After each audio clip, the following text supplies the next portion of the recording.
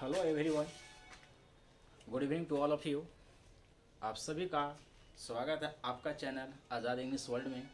कल मैं आप लोग को पढ़ाया था पास्ट कंटिन्यूअस टेंस कि जो एक्शन पास्ट में किसी समय जारी था या हो रहा था तो उसको हम लोग बनाते हैं पास्ट कंटिन्यूअस टेंस में। पास्ट कंटिन्यूअस टेंस बनता है सब्जेक्ट प्लस वाज या वर प्लस भी फॉर प्लस ऑब्जेक्ट। आज मैं आप लोग को पढ़ाने जा रहा हूँ फ्यूचर कंटिन्यूअस टेंस। आज मैं आप लोगों को पढ़ाने जा रहा हूँ future continuous tense. Future continuous tense पढ़ाने आज मैं जा रहा हूँ। कंटिन्यूअस का मतलब होता है my dear students V4। Continuous का मतलब क्या होता है V4। और V4 कंटिन्यूअस का मतलब होता है V4।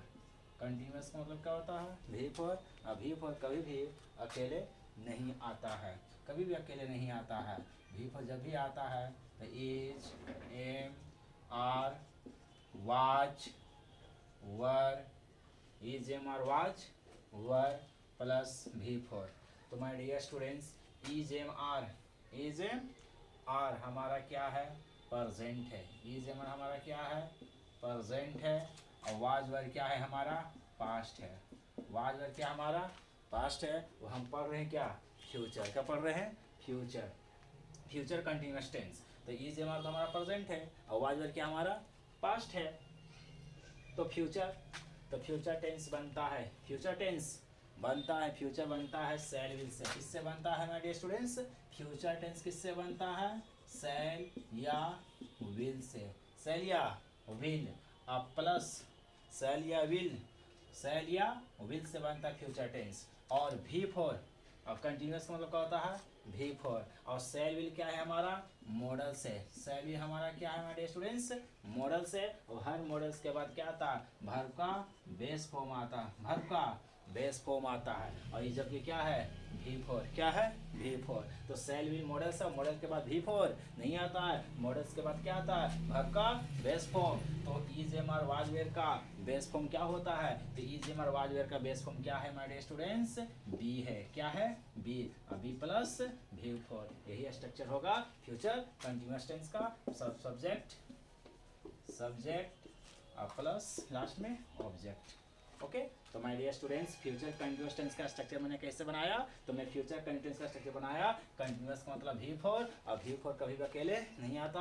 V4 आता है is, am, are, was, were के बाद। तो इज, एम, आर हमारा तो प्रेजेंट है और वाज, वेयर के हमारा पास्ट है। वो हम पढ़ रहे हैं कौन सा टेंस फ्यूचर कंटिन्यूअस टेंस। और फ्यूचर बनता किससे सेल विल से। दो मॉडल से सेल और विल से बनता। और सेल मॉडल से और हर मॉडल्स के बाद क्या आता वर्ब का बेस फॉर्म। और जबकि क्या है V4 इसलिए is, am, are, was, were का बेस फॉर्म क्या होता है बी होता है। तो इसलिए फ्यूचर टेंस का स्ट्रक्चर क्या होगा सब्जेक्ट प्लस सेल या will plus be plus V4 plus object.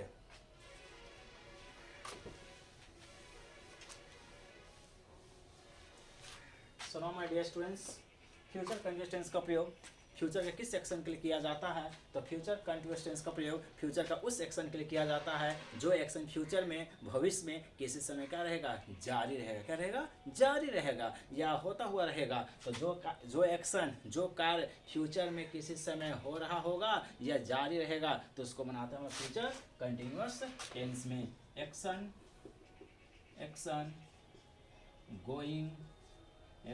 Going on in future. Action going on in future. Hindi जो कार्य भविष्य में क्या जारी रहेगा उसको बनाते हैं फ्यूचर कंटिन्यूअस टेंस में action going in future. Example ही will B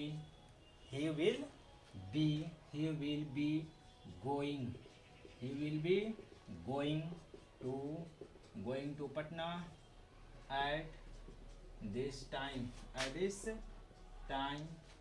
at this time tomorrow he will be going to Patna at this time tomorrow। वह कल इस समय पटना जा रहा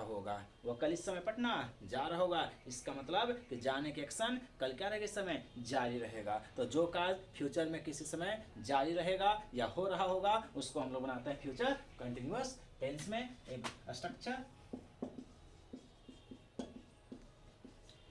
फ्यूचर कंडीशंस का structure positive, subject plus will या shall plus be plus V4 plus object. Negative, negative बनता है नोट से। किससे बनता है? नोट। और नोट जब कभी भी मेन वर्ब के बाद नहीं आता, नोट जब भी आता है तो हेल्पिंग वर्ब के बाद आता है। तो फ्यूचर टेंस का कितने हेल्पिंग वर्ब है? 2, शैल और विल। क्योंकि मॉडल्स क्या होता है? हेल्पिंग वर्ब ही होता है। मॉडल्स क्या होता है? हेल्पिंग वर्ब ही होता है। तो सिंपल फ्यूचर कंटिन्यूअस टेंस का कितने हेल्पिंग वर्ब है? 2, शैल और विल। तो नोट किसके बाद आएगा? शैल या विल के बाद नोट आएगा। Negative structure, subject plus will या शैल प्लस नोट, शैल या not plus be plus V4 plus object. Future continuous tense का इंट्रोगेटिव स्ट्रक्चर,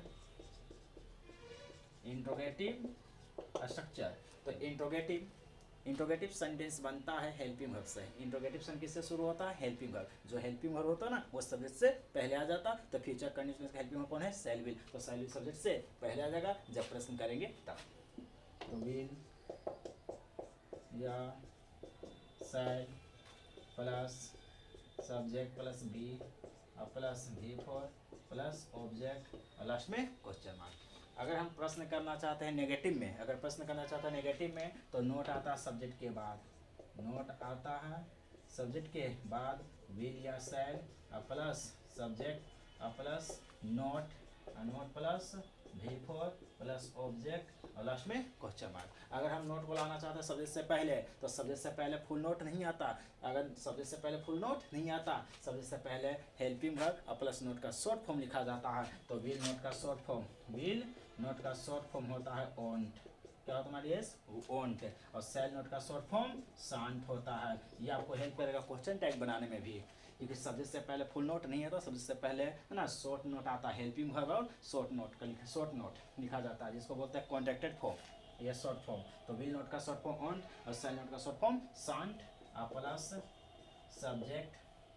सब्जेक्ट प्लस और सॉरी माय डियर स्टूडेंट्स, यहाँ पर बी क्या हो गया? छूट गया है। इसमें बी छूट गया था। Be plus V4 plus object और लास्ट में क्वेश्चन मार्क। वांट या साइन plus subject plus be plus V4 plus object और लास्ट में question mark. All my dear students, will I will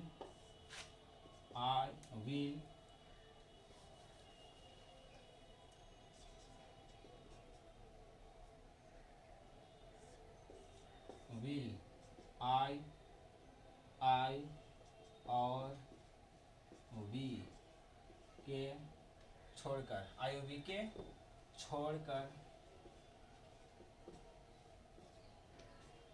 आई और वी के छोड़कर, आई और वी के छोड़कर सभी सब्जेक्ट के साथ, सभी सब्जेक्ट के साथ।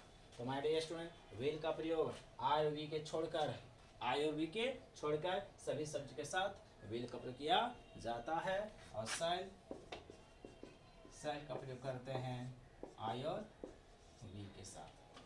आई और वी सब्जेक्ट के साथ शैल का प्रयोग करते हैं और आई वी के छोड़कर सभी सब्जेक्ट के साथ विल का प्रयोग करते हैं। लेकिन मॉडर्न इंग्लिश में आप सभी के साथ विल का प्रयोग करते हैं। आई वी के साथ भी विल का प्रयोग करते हैं। आई वी के साथ शैल का प्रयोग करते हैं मॉडर्न इंग्लिश में सिर्फ इंट्रोगेटिव सेंटेंस में। Now my dear students, trick of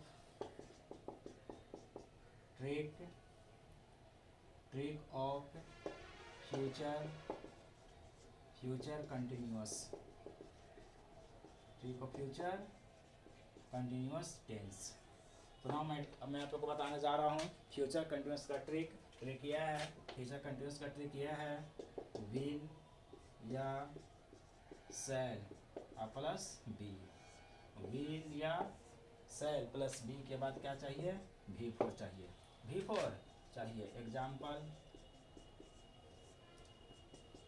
he will be, he will be dash, he will be dash at home at this time next day. Next, the option sleep,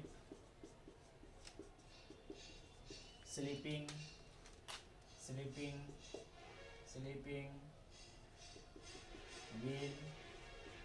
will sleep. तो ही will be dash at home at this time next day, वो अगले दिन इस समय घर पर सो रहा होगा। तो हमारा टिक क्या है, विल या सेल प्लस बी के बाद क्या चाहिए, भी फोर चाहिए। तो विल बी के बाद क्या चाहिए, भी फोर। तो भी फोर किस में है, सी में है। भी फोर किस में है, सी में। कि ही will B sleeping at home at this time next day, वो अगले दिन इस समय घर पर सो रहा होगा, next example, she will be dash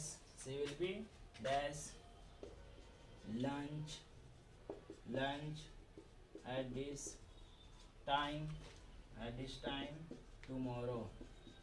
this time tomorrow. She will be dash lunch at this time tomorrow.